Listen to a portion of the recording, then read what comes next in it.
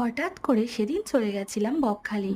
ভোর 4টেয় ঘুম থেকে উঠে রেডি হয়ে বাড়ি থেকে বেরিয়ে পড়লাম বকখালির উদ্দেশ্যে। রাস্তায় বেরিয়ে দেখলাম তখনও লোক চলাচল শুরু হয়নি। স্টেশনে পৌঁছাতেই টিকিট কেটে ট্রেনে উঠে পড়লাম। ট্রেনে বসতেই কিছুক্ষণ পরে ছোলা বিক্রি হচ্ছিল, একটু ছোলা খেয়ে নিলাম। অবশেষে 3 ঘন্টা পর গিয়ে পৌঁছালাম নামখানা স্টেশন। স্টেশনে নেমে আমাদের খিদে পাওয়াতে আমরা খেয়েছিলাম একটু ঘুগনি মুড়ি, আর পুরিও ছিল, আর একটু চা খেয়েছিলাম। তারপর ওখান থেকে টোটো করে আমরা পৌঁছেছিলাম বকখালি সি বিচ। বিচের ধারে কিছুক্ষণ ঘোরাঘুরি করার পরে আমরা স্নান করে নিয়ে চলে গেছিলাম লাঞ্চ করতে। লাঞ্চে খেয়েছিলাম আমরা চিকেন বিরিয়ানি, যেটা খেতে মোটামুটি ঠিকঠাকই ছিল।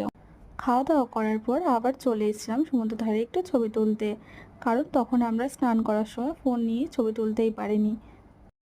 ছবি তোলার পর একটু আশেপাশে ঘুরছিলাম। ঘোরাঘুরি করার পর সন্ধে হয়ে গেল, তো আমরা একটা বিচের ধারে একটা চায়ের দোকান ছিল, ওখানে বসে একটু চা খেলাম। তারপরে ওখান থেকে আবার টোটো করে নামখানা স্টেশনে পৌঁছালাম। স্টেশনে পৌঁছে ট্রেন এলো, তো ট্রেনটা সঙ্গে সঙ্গে ছাড়েনি, তো আমরা ঘুগনি উঠেছিল, একটু ঘুগনি খাচ্ছিলাম। ঘুগনি খেয়ে একটু বসে থাকার পরে ট্রেন ছেড়েছিল, তো আমরা আরও 2-3 ঘন্টা পরে আমরা বাড়ি ফিরে এসেছিলাম।